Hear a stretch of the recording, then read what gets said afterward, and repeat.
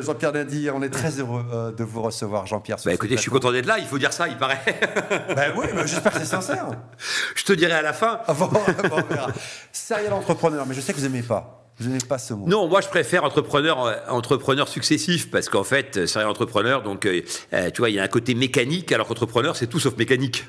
C'est-à-dire que c'est de la sueur, c'est du labeur, c'est à chaque fois donc des sueurs froides aussi, et c'est beaucoup d'énergie à mettre systématiquement. Et donc je veux pas qu'on ait l'impression que c'est facile, quoi. Entrepreneur, c'est tout sauf facile. Ouais, effectivement, on va en parler. Donc Jean-Pierre Nadir, fondateur de Fairmove.fr, une plateforme de réservation de voyages écologiques et éthiques, membre du jury et investisseur de l'émission de M6 Qui veut être mon associé.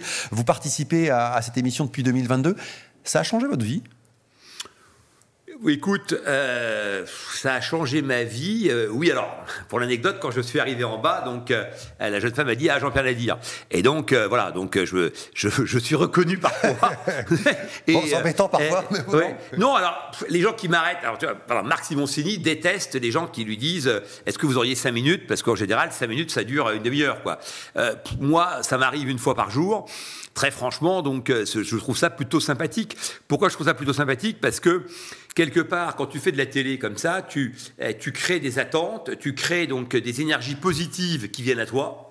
Et ben donc, c'est intéressant de les surfer. Voilà. Et donc, moi, je trouve que de s'exposer pour finalement ne pas accepter, tu vois, le prolongement de cette exposition, dans ce cas, ne le fais pas. Voilà. Je pense que ça fait partie du job. Voilà, pour être concret. Alors évidemment, vous pouvez poser vos questions à Jean-Pierre Nadir, parcours inspirant d'entrepreneur, entrepreneur né, 18 ans, vous montez un commerce de crêpes dans les campagnes bretons. 16 ans. Ouais. Mais c'est quoi ce commerce de crêpes ? C'est-à-dire que vous habitiez Châteaulin ? Ouais, 16 ans, donc j'ai travaillé d'abord comme l'année précédente, j'avais travaillé comme pompiste, et puis j'avais vu que j'étais assez dynamique, et je m'étais dit finalement, je devrais essayer de monter une affaire que je pourrais... voilà, ça rapporterait plus, etc. Donc, et donc, je réfléchissais à ce que je pourrais faire. Et puis, j'avais trouvé cette idée de dire, il y a 7 campings là où j'habitais, qui étaient à 10 km de la ville principale, qui en l'occurrence était Concarneau. Et donc, il n'y avait rien dans cette zone. Et donc, les gens sortaient du camping pour aller le soir donc dîner. Et donc, je m'étais dit, finalement, pourquoi, puisque le campeur va à la crêperie, pourquoi la crêperie n'irait pas au campeur ? Et donc, je vais aller voir tous les campings et je vais organiser des soirées crêpes. Et donc, j'avais dealé avec chaque camping. Et donc, le lundi soir dans l'un, le mardi dans l'autre, etc. Et voilà, et ça a eu un succès, ça marchait bien, et donc plutôt que d'avoir un job d'été, donc j'ai créé mon job d'été. Donc voilà, et à partir de là, j'ai quasiment tout le temps créé mes jobs. J'ai quasiment jamais été salarié d'entreprises autres que les miennes. Voilà. 87, 22 ans, vous créez une entreprise de livraison de pizza rapide, ça s'appelait Miss Pizza, et c'est la première entreprise de livraison en moins de 30 minutes de pizza à domicile à Paris. Il faut juste quand même rappeler. En Europe, ouais. Il faut juste rappeler, on est en 87. Hein. 87, voilà, pour les plus jeunes, ça ne vous parle pas. Mais personne ne livre rien. C'est-à-dire que personne ne rentre chez les gens. Ça n'existe pas. Donc, en fait, c'est la première fois que quelqu'un t'amenait quelque chose directement chez toi. Aujourd'hui, ça paraît bizarre parce qu'évidemment, il n'y a plus que ça à l'américaine. Et même aux États-Unis, ça n'existait quasiment pas puisque Domino's Pizza avait à l'époque un centre. Voilà, il venait juste de démarrer. Donc, c'est vrai que c'était très innovant. Et comme toute entreprise innovante, tu rappelais les 30 minutes, donc sinon gratuit. Pourquoi j'ai fait ça ? Pas parce que ça me faisait plaisir, mais parce que le frein, en fait, principal, c'est que les gens pensaient que ça allait être froid et que ça allait être très long. Ouais. Et donc, j'ai cherché un argument massu qui permettait de dire si c'est pas en 30 minutes, alors c'est gratuit. Voilà, donc c'était ça mon argument. Et au début, d'ailleurs, j'en ai fait plein de gratuits. C'était osé, hein. Oui, c'était osé. Mais tu vois, j'avais pas le choix. C'est-à-dire qu'à un moment donné, je pense que le business, c'est enregistrer en fait les signaux que t'envoie le marché. Voilà. Et quand le marché te dit quelque chose, c'est-à-dire qu'en l'occurrence là, qu'il y avait un mur, voilà, eh bien, j'avais beau expliquer, non, mais vous savez, ça va être chose là, rien ne marchait. Le jour où j'ai fait 30 minutes sans gratuit, ça a décollé. Ouais, génial. En tout cas, précurseur. D'ailleurs, précurseur, c'est ce qui vous colle à la peau dans votre parcours d'entrepreneur. On va y revenir. Donc, vous vous associez ensuite, à la fin des années 80, au patron de presse Robert Laffont. Vous devenez actionnaire du groupe Entreprendre. Vous créez, dans les années 90, les éditions de Demain, qui publient des magazines autour du sport et du tourisme. Et puis, 2000, lancement d'Easy Voyage. Et là, c'est intéressant parce que vous étiez dans les médias. vous arrivez sur le web et finalement, j'ai l'impression que vous comprenez que le web, c'est pas que du contenu, mais qu'il faut aussi apporter du service. Ouais, ou c'est pas que du service, mais aussi il faut aussi qu'il y ait des contenus. J'avais compris qu'en tous les cas, donc il fallait les deux, et puis surtout donc j'avais anticipé le fait que ça allait être une rupture très forte dans plein de secteurs, voilà, et notamment donc dans le voyage. Pourquoi le voyage? Parce que le voyage c'est immatériel et que le fait de se déplacer en fait ne donne aucun avantage. Entre être sur son ordinateur ou aller dans une agence de voyage, bah, c'est exactement la même chose. Sauf que dans une agence de voyage, c'est quelqu'un d'autre que toi qui tape sur le clavier. Mais globalement, donc, on est exactement donc, logé à la même enseigne. Alors que lorsqu'on veut acheter une voiture, on peut faire un tour avec si on va en concession. Lorsqu'on veut acheter du fromage, on peut le goûter. Du parfum, on peut le sentir. Un vêtement, on peut l'essayer. Ouais. Nous, dans le voyage, tu n'as absolument aucun avantage à te déplacer. Donc je me suis dit, ça risque d'être l'un des secteurs qui va être totalement disrupté donc, par cette nouvelle donne. J'avais à la fois raison et tort. J'avais raison parce que c'est ce qui s'est produit au final, et j'avais tort parce que ça a été très long avant que ça arrive, et que souvent, tu avais l'amabilité de rappeler que j'ai été souvent visionnaire. J'ai souvent aussi été trop en avance de phase, et dans ces cas-là, quand tu n'as pas les ronds pour tenir, bah, c'est très compliqué d'attendre la vague. Donc moi, j'ai souvent été dans la position du surfeur, tu vois, qui avec son petit slip de bain et sa planche sous le bras, et puis qui attend la vague, quoi. Bon, voilà. Alors tu dis, elle va arriver, c'est une bonne plage, c'est un bon spot, il paraît qu'il y en a, les grosses vagues ici, bon, très bien, mais parfois, j'ai dû attendre longtemps. Là, en l'occurrence, je démarre en 2000, et je commence à avoir un début de frétillement fin 2023. Voilà, donc j'ai 3 années quand même d'angoisse à me dire, mais est-ce que ça va arriver un jour? Et quand ça a commencé à arriver, deuxième sujet d'angoisse, bah, est-ce que les partenaires qui sont en face ont une techno suffisamment éprouvée, suffisamment donc mature pour qu'on puisse s'y connecter? En l'occurrence, la réponse était non. Donc il m'a fallu après évangéliser encore le marché. Donc j'ai évangélisé donc à la fois les consommateurs et les professionnels. Ouais, et puis Easy Voyage, c'est le premier en France à proposer un comparateur de voyage en ligne. C'est là aussi, alors là, voilà, c'est totalement très nouveau. innovant, et j'étais surtout le premier à vendre du clic. C'est-à-dire en plus à inventer un modèle économique. Google arrive en France en 2006, et moi depuis 2001, je vendais du clic. C'est-à-dire que je disais, non, bah voilà, la métrique, c'est les clics. Alors je disais, bah non, nous on vient de donner une commission sur les ventes, mais on ne peut pas payer du clic, sinon tu fais des clics toute la journée. Et donc il a fallu que j'explique ça aussi, que globalement, donc d'abord on n'était pas outillés pour savoir combien de ventes on faisait, donc c'était un peu compliqué. Et puis deuxièmement, que nous on était plutôt des apporteurs d'affaires en marketing direct, et que donc globalement, tu vois, on réinventait un modèle de marketing direct, et donc tu payais le contact, quoi. Et donc ça, c'était pas évident. Celui qui m'a aidé à faire ça, c'était Chapaz avec Quelcou, parce qu'on Quelcou aussi, donc s'est lancé à peu près dans les mêmes époques. Et puis après, évidemment, quand Google est arrivé, donc Google a sacralisé le modèle au clic, mais on l'avait déjà nous anticipé. 2015, vous cédez Easy Voyage au groupe Webedia. Et puis alors 2021, voilà, c'est la dernière en date, aventure entrepreneuriale avec Fairmove.fr. Là aussi, voilà, là on est sur le voyage, mais sur du voyage éthique, écologique. C'est le marché qui demande ça? Oui, c'est-à-dire qu'en tous les cas, c'est l'époque. Le marché, pour l'instant, il ne sait pas trop, mais l'époque exige de nous donc que là aussi, on soit en anticipation de phase. Et donc, l'anticipation de phase, c'est quoi? C'est de dire, déjà, il faut expliquer ce qu'est le tourisme responsable. Il faut expliquer pourquoi le tourisme donc, doit se réinventer. Il faut expliquer les codifications et les marqueurs qui vont permettre de choisir les produits en question. Il faut se battre contre tous ceux qui disent vous faites du greenwashing, et donc notamment donc, tous les décroissants. Il faut se battre contre tous ceux qui disent nous tout ça on s'en moque, on continue comme avant. Et donc là encore, je retrouve ce qui a animé toute mon existence, c'est-à-dire expliquer aux clients, expliquer aux professionnels. Voilà, ce matin j'expliquais aux agences de voyage donc comment il fallait se réinventer. Et pourquoi il faut se réinventer? Parce que le voyage est sans doute le domaine dans lequel les codifications marketing sont les plus faibles, voire les plus nuls. C'est-à-dire que nous, depuis 25 ans dans le voyage, on sait faire qu'une seule chose, afficher des prix. Du reste, le comparateur de prix a aussi développé ça. Vous étiez responsable. Oui, je fais partie de ceux qui, évidemment, sont responsables de ça. Mais c'est vrai qu'on l'a souvent fait au détriment du produit. Voilà. Et du reste, dans le voyage, quand tu dis « j'étais en Tunisie » ou « j'étais au Costa Rica », la première question que posent les gens, c'est « combien t'as payé ?» Voilà. Dans beaucoup de domaines, on te dit, c'était quoi la qualité, tu as vécu quel type d'expérience. Nous, c'est combien tu as payé. D'ailleurs, à telle enseigne que quand on parle de bon plan aujourd'hui, soit c'est pour acheter du shit, soit c'est pour acheter un voyage. Ouais, les gens te disent, ah, t'aurais pas un bon plan, ça veut dire t'aurais pas un bon prix pour partir en voyage. Comme si le voyage, c'était que du prix. Mais le voyage, c'est une expérience. Le voyage, c'est la découverte de l'ailleurs, c'est des saveurs, c'est des odeurs, c'est du partage. Et tout ça, effectivement, donc après, on en mesure le rapport qualité-prix. Mais on commence pas uniquement par du tarif. Et donc, peut-être que cette logique de tourisme responsable et durable est une opportunité unique pour le secteur pour remettre le produit au cœur du choix. En tout cas, on l'a compris et on l'entend. Vous êtes un passionné par l'entrepreneuriat. D'ailleurs, vous pouvez évidemment poser vos questions à Jean-Pierre Nadir. On va venir justement sur cette partie entreprendre et sur ce qui vous anime manifestement aujourd'hui, c'est-à-dire que donner envie à la jeunesse d'entreprendre aussi.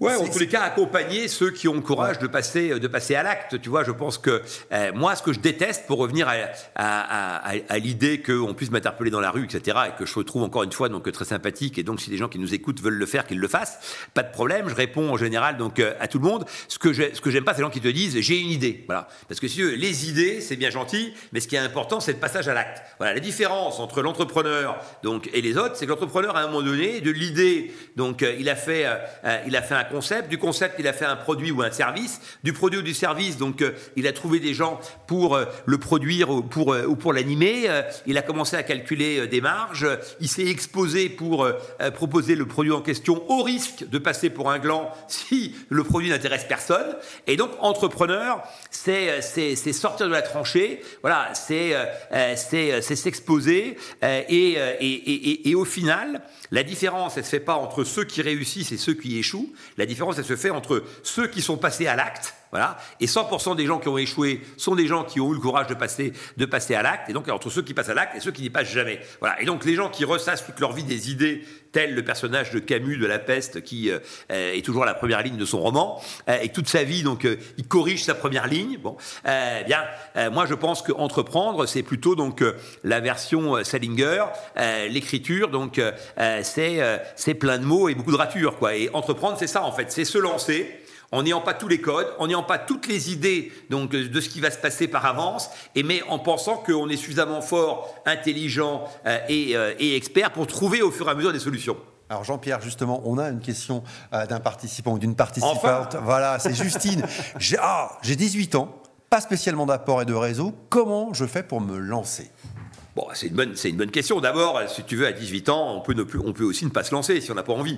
Donc, je veux dire qu'il faut être sûr que c'est plus qu'une envie, que c'est une vocation, que c'est quelque chose effectivement donc qui t'anime, parce que ma chère Justine, je crois que c'est Justine. C'est Justine. Ma chère Justine, donc tu vas quand même donc y passer des soirées, tu vas avoir une charge mentale donc qui va aller avec, et donc faut être bien sûr, si tu veux, que on est fait pour ça. Voilà. Je pense que pourquoi je dis ça, parce que l'époque fait croire à tout le monde que tout est possible. Voilà. D'ailleurs, toutes les formules, tous les aphorismes donc en forme de punchline qui dit il faut croire en tes rêves, etc., etc. Moi, je ne crois pas du tout à ça. C'est-à-dire que moi, je pense que faut croire en ton énergie, faut croire en ton courage, faut croire en ta capacité à te dépasser. Voilà. Mais tes rêves, si tu veux, c'est exactement l'inverse, quoi. Donc les rêves, garde-les pour le peu de temps que tu dormiras la nuit. Donc le préalable, effectivement, donc au passage à l'acte, c'est d'être sûr qu'on est mûr pour passer à l'acte. Ça, c'est l'acte 1. Ensuite, si Justine, donc, une fois qu'elle a entendu Nadir et qu'elle se dise, mais tout ça, c'est n'importe quoi, moi, je suis déterminé et je veux y aller, et ben, qu'elle y aille, évidemment. Donc, et dans ces cas-là, elle se retrouve dans la situation dans laquelle moi j'étais. C'est-à-dire, effectivement, elle fait bien de le préciser, l'un des vrais atouts qu'on peut avoir quand on démarre, c'est le réseau. Et quand on démarre et qu'on vient d'une famille qui n'est pas dans le business et qui même parfois donc est en dehors des grands schémas de réussite, eh ben, c'est évidemment très compliqué de savoir à qui poser les questions et comment s'informer. Donc je pense que la différence entre mon époque et celle de Justine, c'est qu'aujourd'hui, il y a plein d'environnements dans lesquels donc, on peut trouver de l'information et des réponses à ces questions, et notamment je pense aux incubateurs, je pense aux chambres de commerce, je pense à un certain nombre d'endroits, et y compris même à Pôle emploi, donc, puisque je rappelle que Pôle emploi est le premier financeur donc, de start-up de France. La plupart des gens, il faut une rupture, et puis avec cet argent, donc, il lance lance leur entreprise. Donc à 18 ans, elle n'a pas encore cette opportunité. Mais en tous les cas, elle peut déjà se rapprocher. Il y a des réseaux comme Entreprendre. Donc elle peut déjà se rapprocher de tout cet environnement entrepreneurial qui existe maintenant et qui est à même de répondre à ces questions. Et puis deuxième chose, il y a le débat, l'environnement dans lequel on est aujourd'hui. J'allais vous poser la question. Oui, voilà. bien sûr, évidemment. Bien sûr. La franchise qui est une très bonne opportunité pour se lancer quand on n'a pas de réseau, qu'on n'a pas de connaissances particulières, mais qu'on a beaucoup d'énergie et qu'on a cette volonté d'entreprendre. Eh bien, à ce moment-là, on peut être plutôt intrapreneur, c'est-à-dire s'engager aux côtés d'autres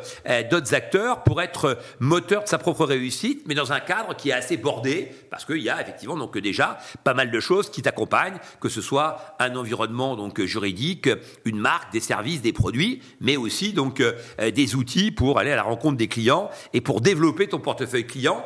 Et je pense qu'à 18 ans, eh bien, la franchise, ça peut être un bon moyen de se lancer, d'apprendre, de comprendre, et puis ensuite de voir quelle peut être la suite de la route. Ouais, et puisqu'on parle de franchise, dans la saison 4, qui veut être mon associé, vous avez soutenu Palomano, parc à thème pour enfants de tout âge, qui d'ailleurs se développe en franchise.